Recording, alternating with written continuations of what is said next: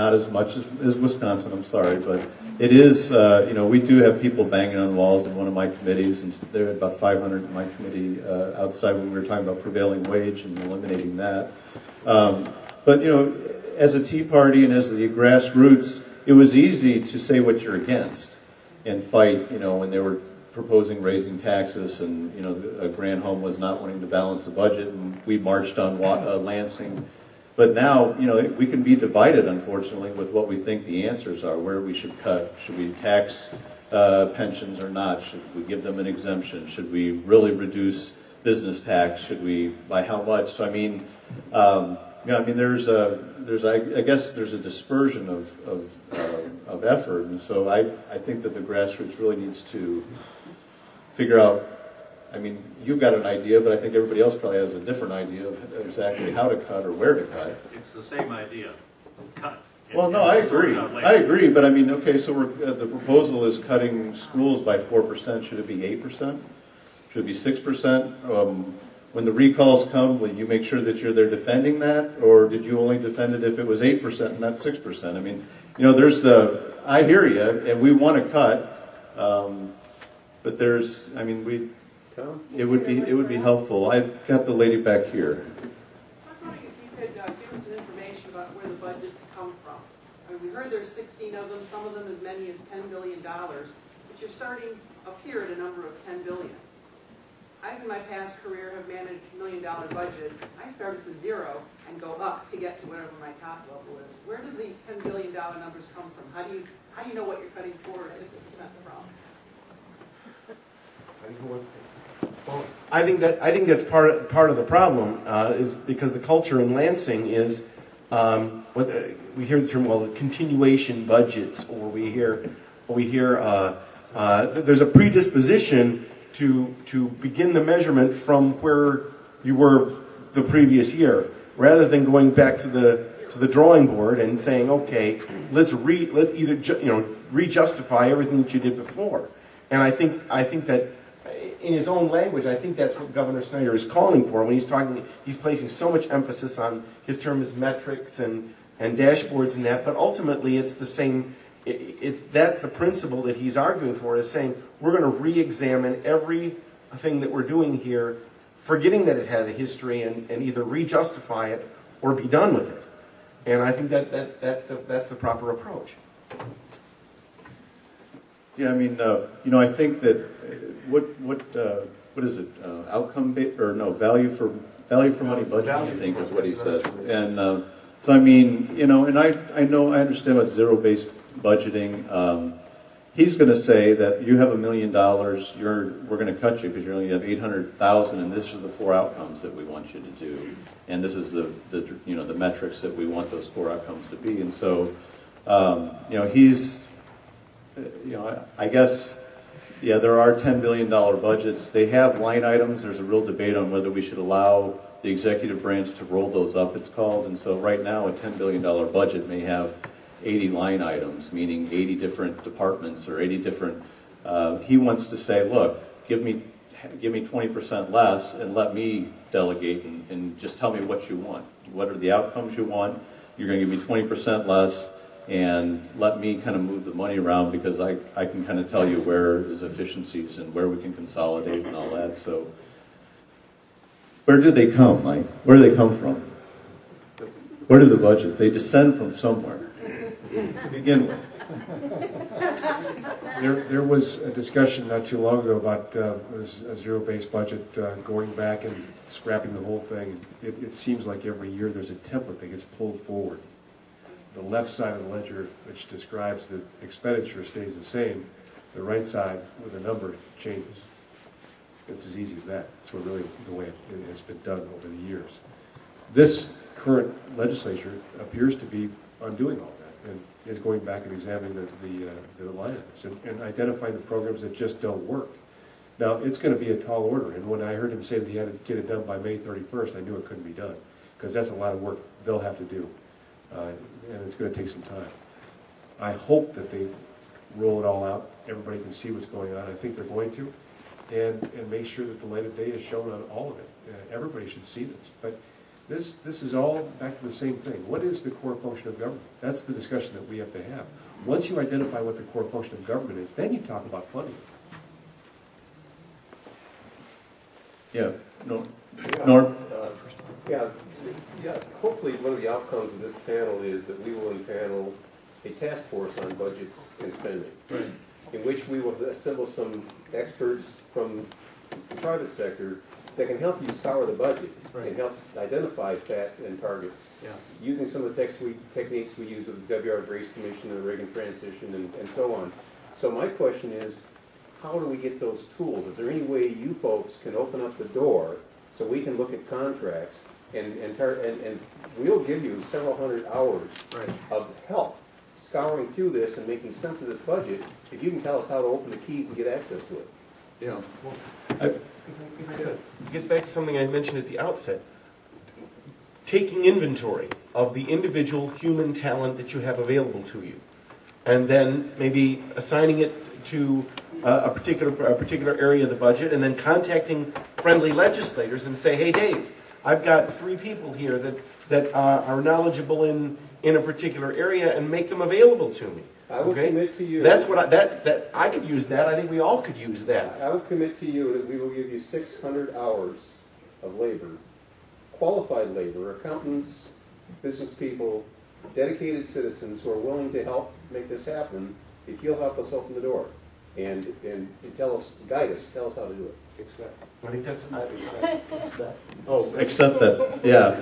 No, definitely, and I don't know if there's other tools.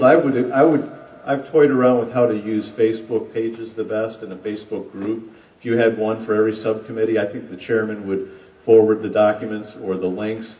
By the way, Michigan is one, I'm into transparency. We're horrible in transparency, except for one, contracts. We do have every contract over 25 grand or something actually is online, and it's one of the few areas that we actually excel in. So it's, I think the Department of Management and Budget, if you go into there, you actually can see contracts, and I think there is a lot of meat there. But, Norm, I think that the technology is there, and I know that currently with Republicans as subcommittee chairs, they want the help.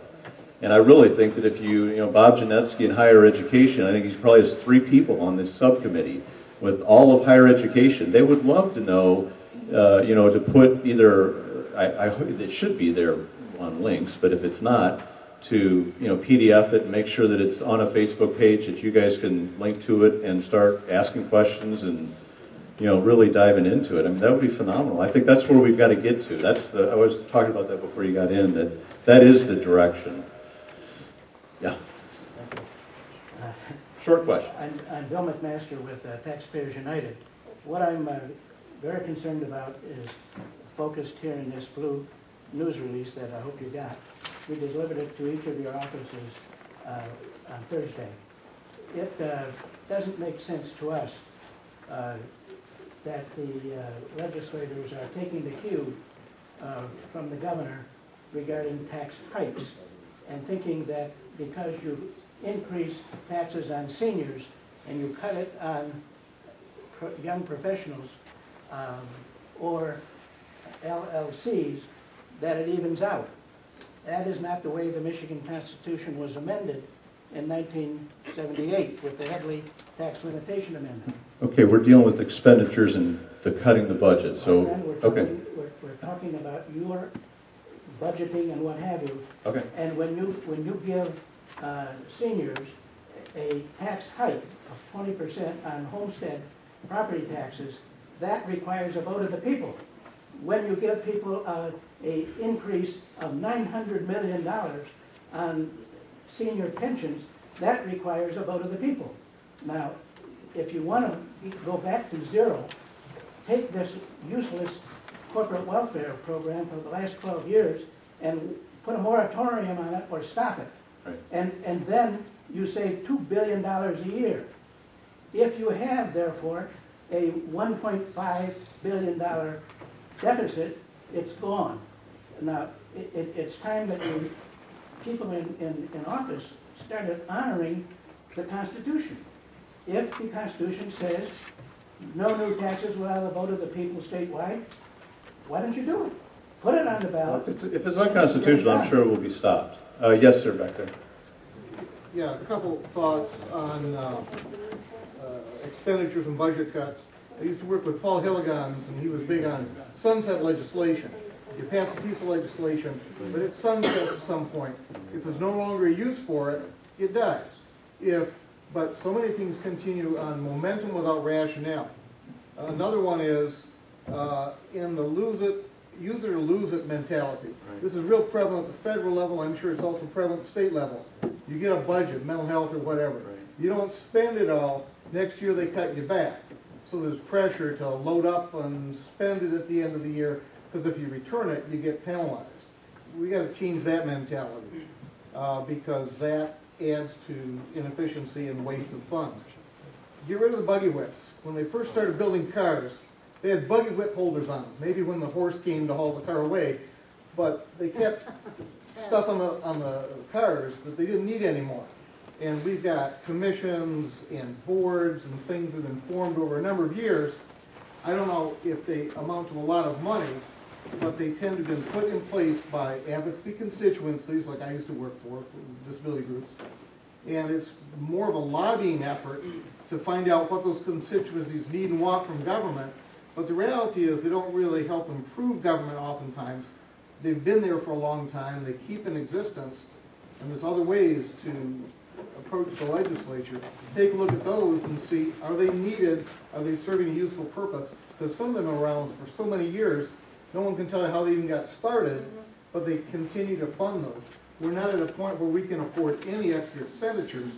Let's take a look at some of the low-hanging fruit. I mean, it's out there. Well, the other area that I'd encourage, and again, if this is a grassroots people wanting to get engaged, my committee, Oversight, Reform, and Ethics in the House, the Auditor General reports come to our committee formally, and we decide what to do with them.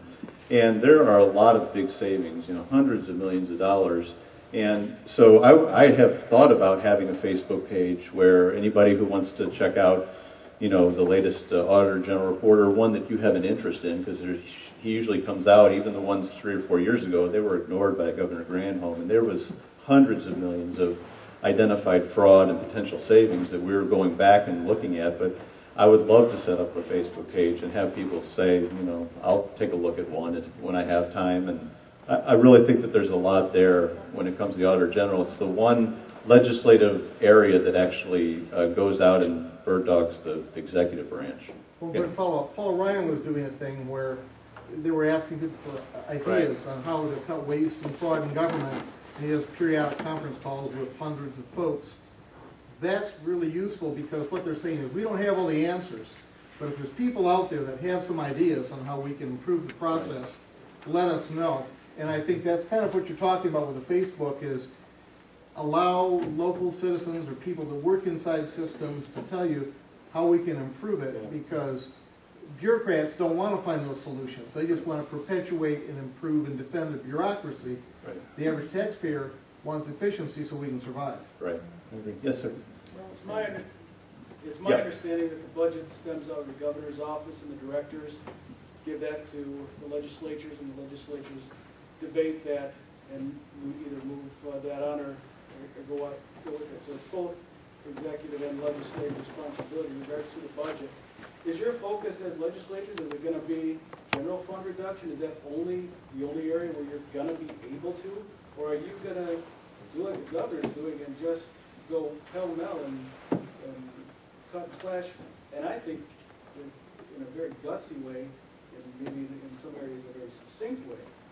But my question is, I understand that Governor Snyder, I don't think he cares if he's a two-term governor. Do you care if you get another election here? Are you? I mean, it was brought up in the last session. Are you gutsy enough to do it? Because you agree with everybody. So I agree with a lot of what you're agreeing with. But okay. No. Is that a compliment or? I hope so. I fear people that I agree with everything with because I'm not getting new ideas on this.